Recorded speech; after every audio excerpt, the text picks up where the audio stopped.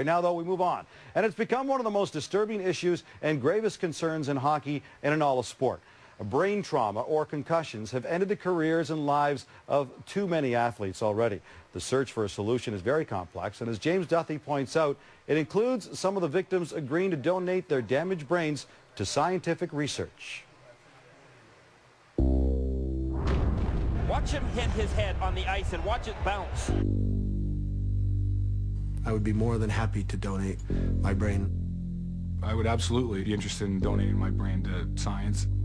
There's Bob Hooker laying out Keith Primeau at center. It is a fraternity no one wants to join. A brotherhood of pain and confusion, of darkness and despair. Some long, dark days. Scary. And the scariest thing was that you're not processing things, your nervous system's out of whack, and you're wondering if this is ever going to end. Multiple concussions can take our most gifted athletes and debilitate them unimaginably. Not just unable to play, but unable to do the simplest of tasks. Having a string of 7 days, never leaving your place, I had to hire an assistant just to bring me food. To be there, if something that needed to be delivered, I wouldn't leave my room. I couldn't get out of bed. I didn't have any desire to shower. And as soon as I'd elevate my heart rate, I had this spinning sensation, and I could not get rid of it. Unless you've been there, they say, you'll never understand. Well, Chris Nowinski has been there, and trying to understand concussions is now his life's mission. Nowinski, a Harvard grad, was a pro wrestler in the WWE until concussions forced him from the ring. I wrestled for 5 straight weeks and worked out every single day as hard as I could and made what would have been a temporary injury much, much worse. It was all kind of downhill after that because I had daily symptoms, headaches and memory problems and all that stuff, but I didn't know any better. He founded the Sports Legacy Institute, a nonprofit organization aimed at unraveling the mystery of what concussions do to the human brain. I got involved in looking into the deaths, early deaths of a number of prominent pro athletes. Started with Andre Waters. Andre Waters was a former NFL player. He was safety, shot himself in the head at the age of 44. Seemingly out of the blue, he was employed. There had been no real reports of problems, but he had a massive concussion history. And they found he was suffering from a disease called chronic traumatic encephalopathy. A lot of people know it as punch drunk. He actually had physical damage to his brain, and that would cause the symptoms that would lead to suicide. Nowinski has partnered with Boston University, which has an invaluable resource, a brain bank, where Dr. Ann McKee has studied the physical effects of concussions. I think we have to take concussion very, very seriously, and I think return to play guidelines have to be really seriously reconsidered. And it's at least a month before a person can return to play. He is hurt. We'll go back in.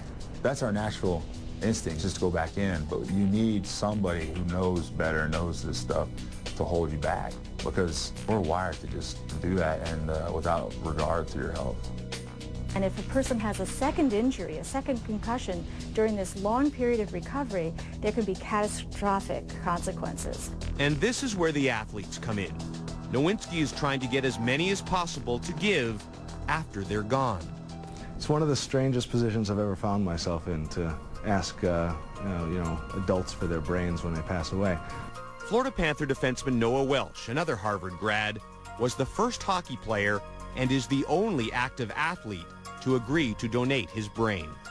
I've actually seen pictures of former athletes that have suffered a lot of head trauma and pictures of their brains, and literally half their brain is just black. It's just dead. Keith Primeau and Pat LaFontaine are hopeful the brain research will lead to answers so that others won't have to go through what they have. Pain and depression that at times became unbearable. There was a couple scary points just prior to me retiring that I broke down, and I didn't feel as though I was ever going to get better.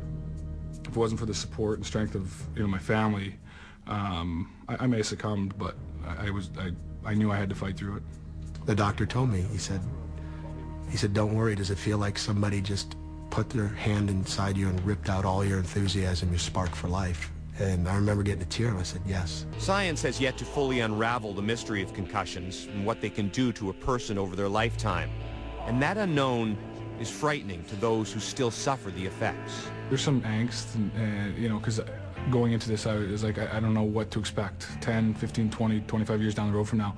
I definitely know that I've damaged my brain. I just feel it. I know it emotionally, physically, every day of my life. It makes you pause. But, you know, I've filled my quota for a lifetime of having bad days.